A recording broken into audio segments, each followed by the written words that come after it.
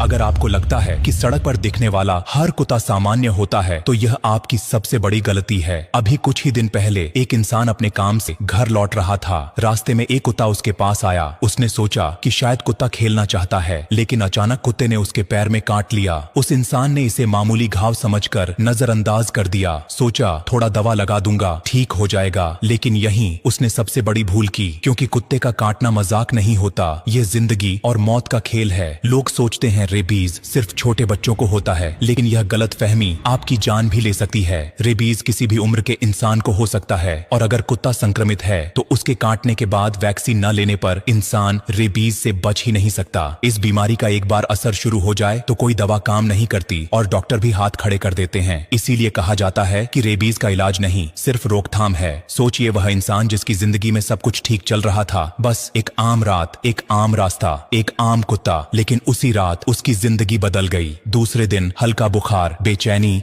और घाव में दर्द शुरू हुआ। तीसरे दिन पानी देखते ही डर लगने लगा और शरीर कांपने लगा। जब अस्पताल पहुंचा तो डॉक्टर ने साफ कहा कि अब बहुत देर हो चुकी है और कुछ ही दिनों में उसकी सांसें रुक गईं। परिवार रोता रहा और वह चला गया सिर्फ इसलिए क्योंकि उसने समय पर वैक्सीन नहीं ली। यह घटना किसी फिल्म की कहानी नहीं है, यह हकीकत है और यह आपके साथ भी हो सकता है अगर आप सावधान नहीं हुए। अब सवाल ये है कि पहचान कैसे करें कि कुत्ते को रेबीज है। अगर कोई कुत्ता बहुत पतला हो, बार बार चक्कर लगाए, मुंह से लार गिरे, अचानक आक्रामक हो जाए या फिर डर कर छिपता फिरे तो उसके पास जाना ही मत। ऐसे कुत्तों से दूरी बनाए रखना आपकी सुरक्षा के लिए जरूरी है, क्योंकि एक बार काटने के बाद समय बहुत कम होता है। अगर कभी भी कोई कुत्ता काट ले तो सबसे पहले घाव को कम से कम 15 मिनट तक साबुन और साफ पानी से धोएं। कई लोग घाव पर लाल मिर्च, हल्दी या टूथपेस्ट लगा देते हैं, लेकिन इससे संक्रमण और बढ़ सकता है, इसलिए ऐसा बिल्कुल न करें। धोने के बाद बिना समय गंवाए नजदीकी हॉस्पिटल जाएं और डॉक्टर से वैक्सीन लगवाएं। याद रखिए, कुत्ते ने थोड़ा सा भी काटा